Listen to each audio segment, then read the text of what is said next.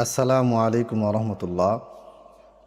1979 সালে ইরানে Islamic revolution হয়, মানে কুফরি রেভলিউশন। তো এই রেভলিউশন হওয়ার পূর্বে আয়াতুল্লাহ রুহুল্লাহ খোমেনি, খোমেনি এটা একটা উপাধি, এটা সর্বোচ্চ সুপ্রিম লিডার, সর্বোচ্চ আধ্যাত্মিক নেতা যে হবে ইরান, যার কথা মতো ইরান চলে, তাকে এই খোমেনি উপাধি দেওয়া হয়। এবং খোমেনিকে বলা হয় আয়াতুল্লাহ আল খমিনি, আল্লাহর নিদর্শন। এই যে খোমেনি, এই যে পদে যে ব্যক্তিটা আছে, তাদের ধর্মীয় লিডার, ইনি হচ্ছেন আল্লাহর নিদর্শন।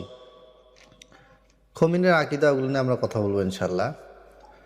তো 1979 সালের পূর্বে যখন শাহ পাহলভী পরিবার ক্ষমতায় ছিল, তখন তাদের বিরুদ্ধে জনগণকে উস্কিয়ে দেওয়া এবং তাদের বিরুদ্ধে মোটামুটি একটা গণজোয়ার তৈরি করে খোমেনি। পরবর্তীতে খোমেনিকে নির্বাসন দেওয়া হয়। খোমেনি নির্বাসন দেওয়ার পরে খোমেনি চলে যায় ফ্রান্সে। ফ্রান্স তাকে কি করে, তাদের দেশে জায়গা দেয়। ফ্রান্সে থাকা অবস্থায় মার্কিন প্রেসিডেন্ট জন এফ কেনেডির সাথে খোমেনির চিঠিতে কথাবার্তা হয় এবং এক পর্যায়ে 1979 সালে 79 সালে ফ্রান্স, এবারে ফ্রান্সের মিডিয়া, এরা সবাই, তারপরে আমেরিকার মিডিয়া, পশ্চিমা দেশগুলো এই খোমেনিকে ব্যাপকভাবে জনসমর্থন দেয় এবং খোমেনি তাদের মাধ্যমে ইরানে একটা বিপ্লব ঘটাতে সক্ষম হয় এবং 1979 সালে বিপ্লব সংঘটিত হয়।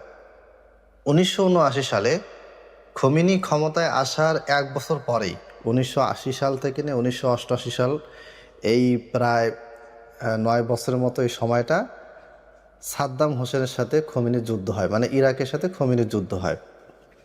সেই সময় সাদ্দাম হোসেনের বিরুদ্ধে ইরাকের যে কুর্দি বাহিনী আছে তাদেরকে খোমেনি সাহায্য করত এবং ওই সময় হিজবুল্লাহর উত্থান হয়, হাসান নাসরুল্লাহ যে মারা গেল, ঠিক আছে। এতে এরকম বেশ কিছু, তারপরে হুথি শিয়াদেরকে আস্তে আস্তে, হুথি শিয়ারা আরও পরে 90 দশকের শেষের দিকে তাদের উত্থান হয়।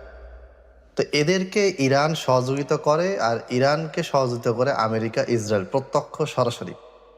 ফ্রান্স সহযোগিতা করে, ইউকে সহযোগিতা করে। তো এখানে কেন সহযোগিতা করেছিল? 1980 সাল থেকে 88 সাল পর্যন্ত যে যুদ্ধটা হয়েছিল, এই যুদ্ধে পরোক্ষভাবে সাহায্য করেছিল। তার কারণটা হচ্ছে, এই যুদ্ধটা মূলত ছিল শাতিল আরব যুদ্ধ। শাতিল আরব হচ্ছে ওই দজলা নদীর মাঝখান দিয়ে, দজলা নদী এবং ফোরাত নদী দুইটা গিয়ে একটা প্রণালীতে গিয়ে জমা হয়েছে। ওই প্রণালীটা আবার চলে গিয়েছে হলো পারস্য সাগরে। তো এই আপনি যে তেলের কন্টেইনার, বিশাল বড় শিপ জাহাজ, যে আপনি মধ্যপ্রাচ্যতে তেল বাইরে নিয়ে যাবেন, বাইরে থেকে জাহাজগুলো যে মধ্যপ্রাচ্যে ঢুকবে, এটার জন্য একটাই রাস্তা হচ্ছে, সেটা হচ্ছে শাতিল আরব।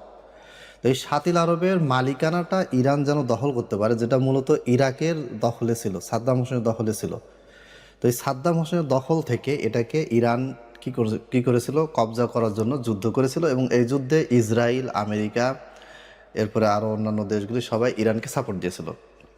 তাহলে এইটুকু আলোচনায় বোঝা গেল যে খোমেনির ক্ষমতায়ন এবং তাকে পরবর্তীতে প্রক্সি ওয়ারে ব্যবহার করা, সিরিয়া, লেবানন, ইয়েমেন, বিভিন্ন দেশে শিয়াদের আধিপত্য, হিজবুল্লাহর আধিপত্য, হুতিদের আধিপত্য, এই সব কিছুই মূলত কারা করিয়েছে? আজকে যারা ইরানে হামলা করেছে তারা। এই দেখেন, সোভিয়েত ইউনিয়নের বিরুদ্ধে লড়াই করেছিল কারা? তালেবানরা লড়াই করেছিল, ওসামা বিন লাদেন লড়াই করেছিল। কে সাহায্য করেছিল? আমেরিকা। পরে ওসামা বিন লাদেনকে কে মেরে দিল? আমেরিকা মেরে দিল। মানে আপনাকে তারা ব্যবহার করবে এবং পরবর্তীতে আপনার সাথে যদি আমেরিকার দ্বন্দ্ব হয়, তখন আমেরিকা আপনাকে মেরে দিবে। এটা হচ্ছে পলিসি, এটাই চলে আসতেছে। এটা খুবই সিম্পল, সহজ একটা জিনিস। এই কাজে খোমেনিকে ব্যবহার করা হয়েছে, এটা নিয়ে যদি কোনো দ্বিমত থাকে, তাহলে এটার উপরেও আলাদা দলিল প্রমাণ দিয়ে, বিভিন্ন ডকুমেন্ট নিয়ে অনেক লম্বা আলোচনা করা যায়, কিন্তু প্রয়োজন পড়বে না, এগুলো অনলাইনে অ্যাভেলেবেল পাবেন। তাহলে খোমেনিকে কারা মারলো? খোমেনি এখনও মরে নাই, মানে এখনও ক্লিয়ার না, ইরান থেকে এখনও এটা দেওয়া হয় নাই এবং বেশ কিছু বড় বড় নিউজ তারা এখনও চুপ আছে, মানে তারা এটাকে আনকনফার্ম নিউজ বলতেছে যে না পাওয়া যাচ্ছে, তথ্যটা পাওয়া যাচ্ছে, ইসরায়েল প্রচার করতেছে, আমেরিকা প্রচার করতেছে, কিন্তু বাস্তবে খোমেনি মারা গেছে কিনা এটা এখনো প্রমাণিত না।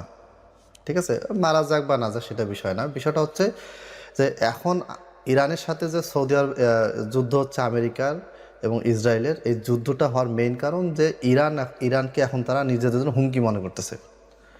তো আমরা আসলে চাই ইসলামের দুশ্মন ইরান সরকার, খোমেনি, ইসরায়েল, আমেরিকা এরা সবাই ধ্বংস হোক, তবে সাধারণ জনগণের ক্ষতি আমরা চাই না। আমরা চাই না ইরানে কোনো মানুষ অন্যায়ভাবে মারা যাক। আল্লাহ তালা আমাদেরকে বোঝাও তৌফিক দান করুন, আমিন। আসসালামু আলাইকুম রহমতুল্লাহ। আর খোমেনির আকিদা কীরকম এটা নিয়ে আমি ভিডিও বানাবো।